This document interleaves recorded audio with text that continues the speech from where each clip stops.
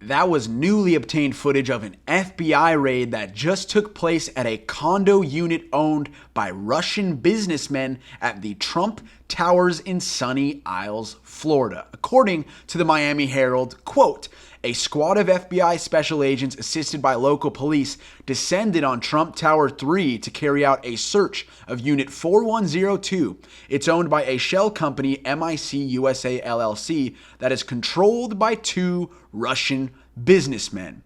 Very interesting that Russian businessmen are staying at the Trump Towers, isn't it? Let's keep reading. On Friday, a spokesperson for the FBI Miami field office said it was, quote, conducting court-ordered law enforcement activity in the vicinity of that location, but provided no other information. So the feds are keeping this investigation tightly under wraps, which is a sign of how serious it is. And I know they didn't give any specific reason there, but I found an excerpt in the report that I think could give us some insights or at least some clues as to why the FBI may have searched this condo. And it reads, quote, Sunny Isles Beach has been dubbed Little Moscow by locals because it's home to many Russian expatriates. Some express concerns about a backlash against their affluent beachfront community after Russian military invaded Ukraine last year, and the government started pursuing sanctions against oligarchs who hide their wealth in real estate in South Florida and other parts of the country. So that last phrase right there, I think is the key.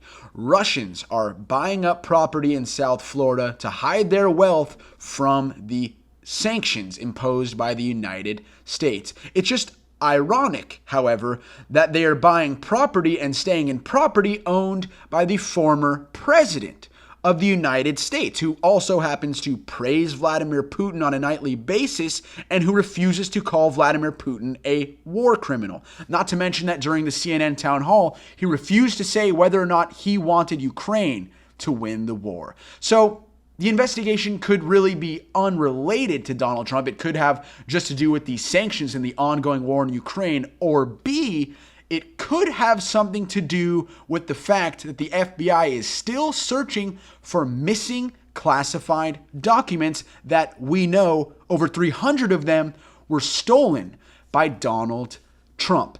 That is just speculation. Once again, we will find out more, I'm sure, as the press digs into this.